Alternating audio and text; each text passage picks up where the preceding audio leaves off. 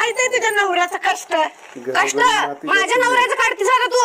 आणि तुझा नवरा काय करत होता? माझ्या नवऱ्याने आणून दिलेला खात होता तुम्ही दोघा बसून.